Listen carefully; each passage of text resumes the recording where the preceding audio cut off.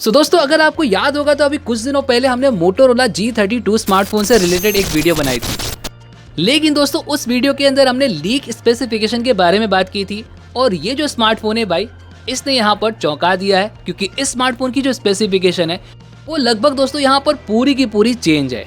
तो ये जो स्मार्टफोन है ऑफिशियल तौर पर ग्लोबल मार्केट में लॉन्च कर दिया गया और बहुत जल्द ये स्मार्टफोन हमें इंडियन मार्केट में भी देखने को मिल जाएगा। वैसे दोस्तों इस स्मार्टफोन की क्या स्पेसिफिकेशन है, किस प्राइस पर ये स्मार्टफोन लॉन्च किया गया है और कब तक ये स्मार्टफोन हमें इंडिया में देखने को मिल सकता है, इन सभी के बारे में आज हम बात करने वाले हैं। वीडियो काफी इन्फॉर्मेटिव और काफी हेल्पफुल होने वाली है। वीडियो के एंड तक बने रहिएगा। वीडियो पसंद आए तो लाइक और शेयर करने के साथ चैनल को सब्सक्राइब और घंटी बटन को जरूर दबा दीजिएगा। तो चलिए शुरू करते हैं। मेरा नाम है राम और गैजेट न्यूज हिंदी पे आप सभी का स्वागत है। तो भाई सबसे पहले जैसा कि हम जान पहचान करते हैं तो यहाँ पर भी हम वही करने वाले हैं। बात कर लेते हैं फोन की डिजाइन और बिल्ड क्वालिटी की। भाई ये फोन आपको फुल्ली प्लास्टिक बिल्ड पर ही देखने को मिलने वाला है। प्लास्टिक की फ्रेम होगी, प्लास्टिक का बैक दिया गया और फ्रंट में पॉसिबली कॉर्निंग गोरिल्ला ग्लास 3 का प्रोटेक्शन आपको यहाँ पर मिल जाता है। तो बिल्ड क्वालिटी से आपको यहाँ पर कोई शिकायत नहीं आने वाली। भाई वाटर और डस्ट का जो प्रोटेक्शन वाला फीचर है वो भी आपको यहाँ पर मिल जाता है, तो ये भी काफी अच्छी बात है। वैसे अगर हम बात करें फोन की डिजाइन की तो भाई इस स्मार्टफोन का जो लुक है वो थोड़ा सा यहाँ पर डिफरेंट होने वाला है। बैक साइड में आपको यहाँ पर रेक्टेंगुलर शेप के साथ में 3 कैमरा की हाउसिंग दी गई है, साथ ही में एलईडी फ्लैश आपको मिल जाता है। सेंटर में आपको यहाँ पर मोटो का लोगो और नीचे की तरफ मोटोरोला की ब्रांडिंग भी देखने को मिल जाती है। भाई बैक लुक थोड़ा सा डिफरेंट है और अच्छा भी आपको देखने को मिल जाएगा। वहीं पर अगर हम बात कर ले फ्रंट लुक की तो फ्रंट में आपको यहाँ पर centrally aligned punch hole cutout selfie camera आपको मिल जाता है। पतले पतले बिजल्स, पतले पतले चेन आपको देखने को मिल जाएंगे प्राइस के हिसाब से, तो यहाँ पर भी आपको कोई शिकायत नहीं आने वाली। ओवरऑल भाई डिजाइन और बिल्ड क्वालिटी दोनों ही फोन के अच्छे हैं, आपको वहाँ पर कोई भी शिकायत नहीं आने वाली। रही बात दोस्तों कलर वेरिएंट्स की तो ये स्मार्टफोन एक नहीं, 2 नहीं बल्कि 4 कलर वेरिएंट्स के साथ में लॉन्च किया गया है, वो भी आप यहाँ पर देख सकते हैं।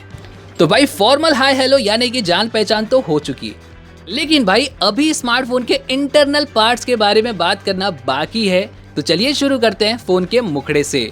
और इस फोन के अंदर आपको मिलने वाली है 6.5 इंचेस की फुल HD प्लस की। जी हाँ दोस्तों, पिछली वीडियो में हमने HD प्लस की बात की थी, लेकिन ये smartphone full HD plus resolution के साथ में लॉन्च किया गया है, जहां पर आपको IPS LCD पैनल देखने को मिलती है। तो भाई काफी अच्छी बात है यार, यहाँ पर आपको फुल HD प्लस का पैनल दिया गया है। साथ ही में 20:9 का एस्पेक्ट रेशियो मिल जाता है और लगभग 407 ppi का आपको यहाँ पर सपोर्ट दिया गया है।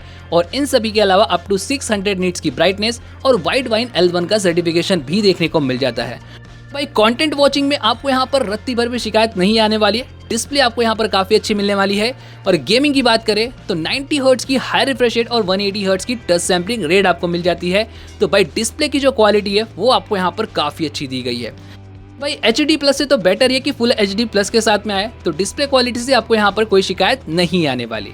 तो भाई मुखड़ा तो हमने देख लिया, चलिए बात कर लेते हैं फोन की आंखों के बारे में। बैक साइड में आपको यहाँ पर मिलती हैं तीन आंखें, जहां पर मेन कैमरा लगा हुआ है 50 मेगापिक्सल का। 8 मेगापिक्सल का आपको यहाँ पर एक अल्ट्रा वाइड लेंस भी मिल जाएगा, जो कि मैक्रो सेंसिंग के लिए भी काम करने वाला है। साथ ही में 2 मेगापिक्सल का आपको यहाँ पर एक डेप्थ सेंसर दिया गया है। सामने की बात कर ले भाई तो सामने आपको मिल जाता है 16 मेगापिक्सल का सेल्फी स्नैपर। तो कैमरा सेटअप भी भाई कंप्लीट दिया गया है, तो ये भी काफी अच्छी बात है।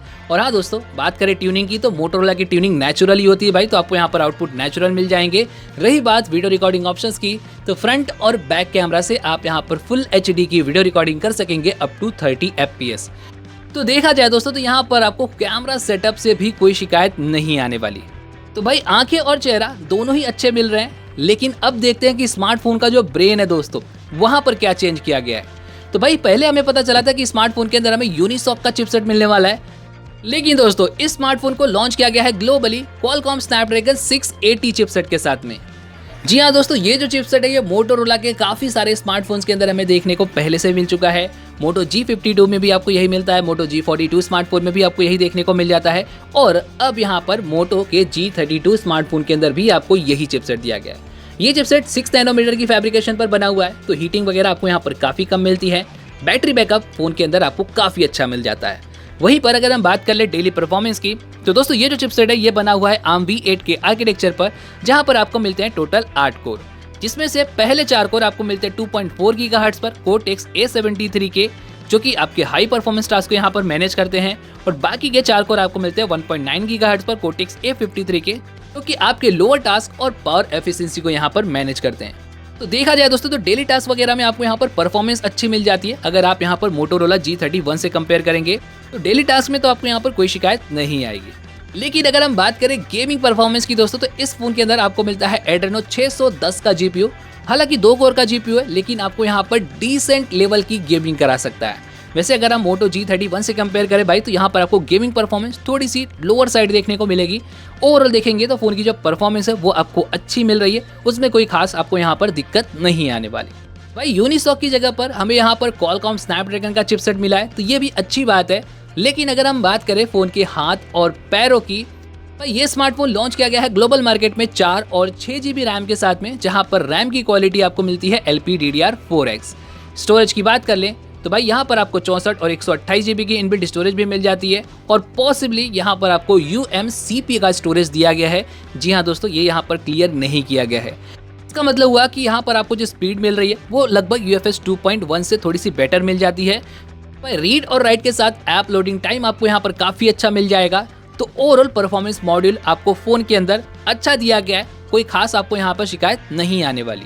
लेकिन दोस्तों जब यार इतनी भाग दौड़ करेगा, इतनी मार धाड़ करेगा, तो इसे भूख भी ज़रूर लग जाएगी। और वैसे इसकी भूख को मिटाने के लिए यहाँ पर एक अच्छे साइज का पेट भी लगा हुआ है फ़ोन के अंदर। जी हाँ दोस्तों, बैक साइड में आपको यहाँ पर 5000 mAh की बैटरी मिलने वाली है। 6 नैनोमीटर का चिपसेट है, IPS LCD की पैनल दी गई है। तो मीडियम यूजिंग पर आपको यहाँ पर 1 दिन का बैकअप तो बहुत आराम से मिल जाएगा। साथ ही में फ़ोन यहाँ पर 30 वॉट की चार्जिंग को सपोर्ट करता है। चार्जर आपको बॉक्स के अंदर मिलेगा, और चार्जिंग के लिए टाइप C वाली पोर्ट दी गई है। तो भाई पेट तो अच्छा था ही, लेकिन यहाँ पर खिलाने की जो पावर दी गई है वो भी अच्छी है। सो ओवरऑल बैटरी मॉडल से भी आपको यहाँ पर कोई भी शिकायत नहीं आने वाली। और इसी के साथ में बात कर लेते हैं आप यहाँ पर फ़ोन के पहनावे की। तो भाई यहाँ पर आपको साइड माउंटेड वाला फिंगरप्रिंट सेंसर मिल जाता है, फेस अनलॉक जैसे फीचर्स मिल जाएंगे। 3.5 mm का जैक भी आपको फ़ोन के अंदर दिया गया है, तो ये अच्छी बात है। और तो और दोस्तों, फ़ोन के अंदर आपको यहाँ पर ड्यूअल स्टीरियो स्पीकर्स भी मिलते हैं, जिसका मतलब भाई मल्टीमीडिया एक्सपीरियंस भी फ़ोन के अंदर आपको काफ़ी अच्छा मिल जाएगा। वैसे रही बात कार्ड ऑप्शन की, तो आपको यहाँ पर हाइब्रिड कार्ड का स्लॉट मिल जाएगा। इसका मतलब कि आप एक साथ में या तो 2 4G सिम या फिर एक 4G सिम और एक मेमोरी कार्ड लगा पाएंगे। तो एक और अच्छी बात है कि इस फ़ोन के अंदर आपको थिंक शील्ड की सिक्योरिटी भी मिल जाएगी, तो ये भी काफ़ी अच्छी बात है। और वहीं पर अगर हम बात करें फ़ोन की आत्मा यानी फ़ोन के यूज़र इंटरफेस की, तो भाई इस फ़ोन के अंदर आपको मिलने वाला है Android 12। जी हाँ दोस्तों, जहाँ पर आपको मिलेगा मोटोरोला का MyUX, no bloatware app, no ads, तो ये काफ़ी अच्छी बात है। सॉफ्टवेयर परफॉर्मेंस आपको यहाँ पर क्लीन मिलता है, अच्छा मिलता है, वहाँ पर आपको कोई दिक्कत नहीं आने वाली। रही बात दोस्तों फ़ोन की लॉन्च डेट की, तो गाइस ये जो स्मार्टफोन है ये ग्लोबल मार्केट में तो लॉन्च कर दिया गया है, जिसका मतलब ये तो कंफर्म है कि ये स्मार्टफोन हमें अगस्त महीने के अंदर इंडिया में लॉन्च होता हुआ देखने को मिल जाएगा। रही बात स्मार्टफोन की प्राइसिंग की, तो 4 GB रैम और 64 GB वाला जो वेरिएंट है भाई, ये ग्लोबली लॉन्च किया गया है अराउंड 17,000 रुपीज़ की प्राइस पर।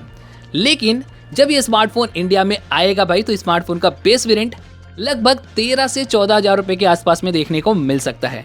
वैसे अगर देखा जाए तो 14,000 पे ऑलरेडी यहाँ पर मोटो का G42 और मोटो G52 स्मार्टफोन अवेलेबल है, तो कहीं ना कहीं स्मार्टफोन की प्राइसिंग थोड़ी सी कम ज़रूर हो सकती है।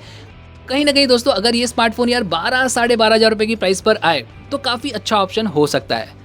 और 12-13,000 रुपये की प्राइस के हिसाब से देखेंगे तो डिसेंट स्पेसिफिकेशंस है फ़ोन की, कोई खास मज़ा भी नहीं आने वाला, तो कोई खास आपको यहाँ पर शिकायत भी नहीं आने वाली। अगर ये स्मार्टफोन अराउंड 12,000 रुपये की प्राइस पर लॉन्च किया जाता है तो मेरे हिसाब से दोस्तों एक अच्छा ऑप्शन हो सकता है।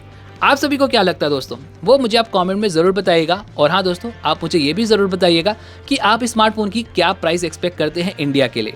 उम्मीद है दोस्तों वीडियो पसंद आई होगी, तो लाइक और शेयर करने के साथ चैनल को सब्सक्राइब और घंटी बटन को ज़रूर दबा दीजिएगा।